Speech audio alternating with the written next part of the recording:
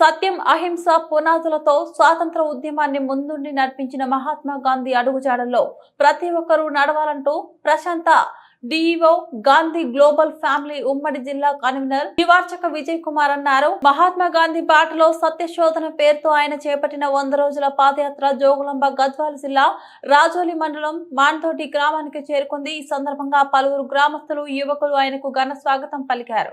మొదటగా గ్రామంలోని మహాత్మా గాంధీ విగ్రహానికి మరియు డాక్టర్ బిఆర్ అంబేద్కర్ విగ్రహాలకు పూలమాల వేసి నివాళులు అర్పించారు.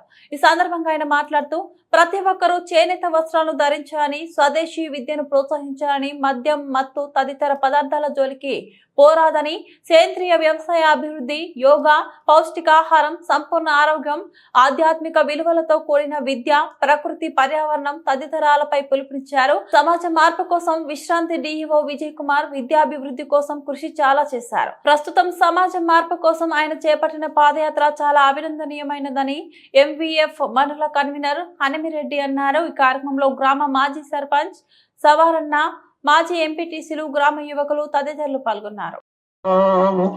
గాంధీజీ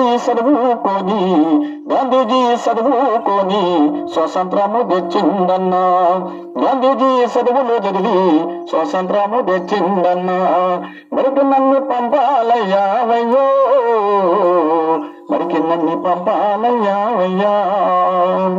అంబేద్కర్ చదువులు చదివి రాజ్యాంగము రాసిందన్నా, అంబేద్కర్ చదువులు చదివి రాజ్యాంగము రాసిందన్నా, బుద్ధుడు చదువులు చదివి లోకజ్ఞానం చేసిందన్నా. చదువుకొని పోతానయ్యో, చదువుకొని పోతాని, చదువుకొని పోవద్దంటే పారిపోయి చదువుకుంటా. అప్పుడు ఆ పిల్లవాడంత గొప్ప వ్యక్తి కాకుండా కొంతైనా చదువుకుంటా, మరికి నన్ను పంపాలయ్యావయ్యో, మరికి నన్ను పంపాలయ్యావయ్యా. ఈ విధంగా అన్ని గ్రామాలు వేసినాం సార్. మాకు టైం లేదు సార్ మాట్లాడుతున్నప్పుడు. బాల్యం అంటే పిల్లలు అక్కడికి బాల్యం. ఈ విధంగా ఇప్పుడు మన సార్ని నిజంగా 6వ రోజు చాలా కష్టపడి రోజుకు 10-15 కిలోమీటర్లు నడుస్తున్నారు. ఎండనక మేమే ఇప్పుడు మనం చాలా చిన్న వయసు ఉన్నాం, నన్ను నడవమన్నారు. ఇంకా చాలా సార్ ఈ రూట్ లో వచ్చి నేను ఎప్పుడు వచ్చిన. ఇది సార్కున్న తేడా చాలా సంతోషం. కాబట్టి సార్ ఇప్పుడు